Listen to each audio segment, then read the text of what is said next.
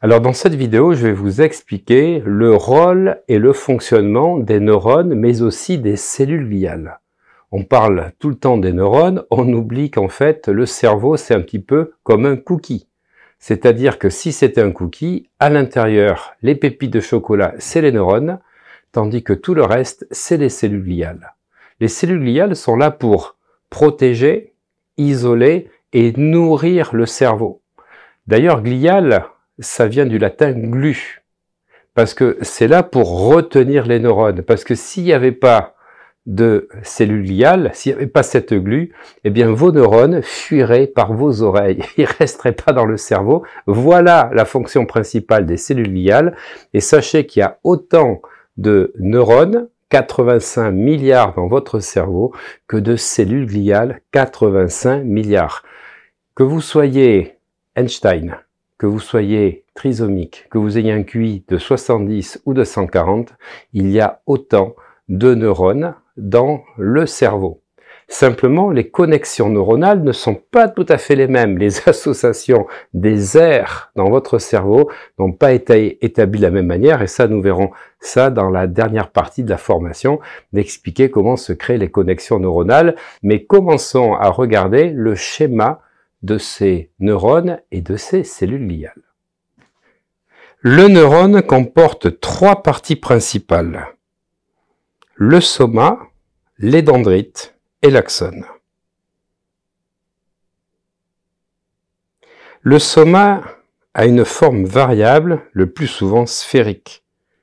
Le corps cellulaire d'un neurone typique fait 20 microns de diamètre, et le liquide aqueux se trouvant à l'intérieur de la cellule est dénommé le cytosol. Il s'agit d'une solution salée riche en potassium. La membrane sépare l'intérieur de la cellule et de son environnement, comme vous le voyez apparaître à l'écran. Dans le soma se trouvent des structures entourées de membranes dénommées globalement, quant à elles, organites. Tout ce qui se trouve à l'intérieur de la membrane, excepté le noyau, est regroupé sous le nom de cytoplasme, c'est-à-dire le réticulum endoplasmique rugueux, le réticulum endoplasmique lisse, l'appareil de Golgi et les mitochondries. Le noyau de la cellule est en général sphérique et il est situé approximativement au centre du soma, mesurant 5 à 10 microns et se trouve enfermé dans une double membrane appelée enveloppe nucléaire. Le noyau contient les chromosomes qui représentent le matériel héréditaire constitué par l'ADN, qu'on appelle aussi acide désoxyribonucléique. L'ADN est transmis par les parents et porte les empreintes de l'ensemble de l'organisme. L'ADN contenu dans chaque neurone est le même et il est semblable à l'ADN de toutes les cellules de l'organisme, comme celle du foie ou celle des reins. Ce n'est pas l'ADN en soi qui distingue un neurone d'une cellule du foie, mais plutôt les parties de l'ADN utilisées pour assembler les différents types cellulaires, et ces fragments d'ADN représentent ce qu'on appelle les gènes. Chaque chromosome est constitué d'une double hélice continue d'ADN de 2 nanomètres de large.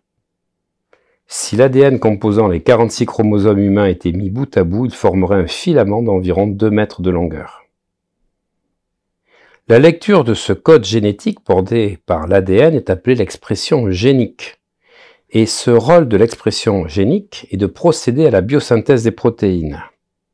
Ces protéines exercent de nombreuses fonctions et par la nature spécifique de certaines d'entre elles confèrent aux neurones leurs caractéristiques exceptionnelles. La synthèse des protéines, c'est-à-dire l'assemblage des molécules protéiques, se déroule dans le cytoplasme au niveau du soma.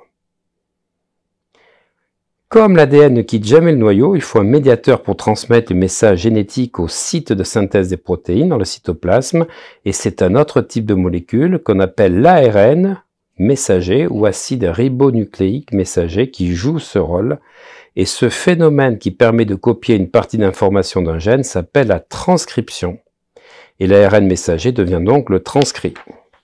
Dans les neurones, plusieurs ribosomes sont attachés à des membranes particulières dénommées réticulum endoplasmique rugueux.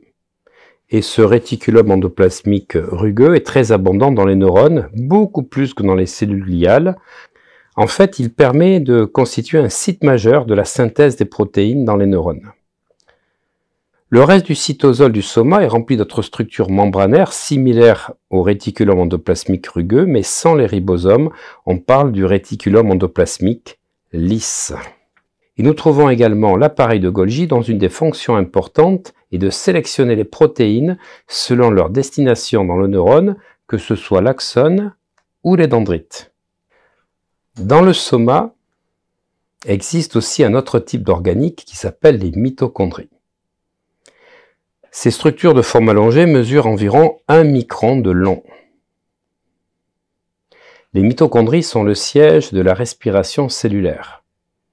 Et lorsque les mitochondries inspirent, elles incorporent l'acide pyruvique, qui est dérivé du sucre et de la digestion des protéines et des graisses, ainsi que l'oxygène, qui sont présents tous deux dans le cytosol. Dans la partie la plus interne de la mitochondrie, l'acide pyruvique entre dans une série de réactions biochimiques appelées le cycle de Krebs, du nom du scientifique germano-britannique Hans Krebs qui l'étudia le premier en 1937. À l'intérieur des crêtes, les produits du cycle de Krebs fournissent de l'énergie, ce qui se traduit par l'addition de phosphate à l'adénosine diphosphate, l'ADP, pour donner le fameux ATP. Alors, savez-vous combien d'ATP vous fabriquez par jour ?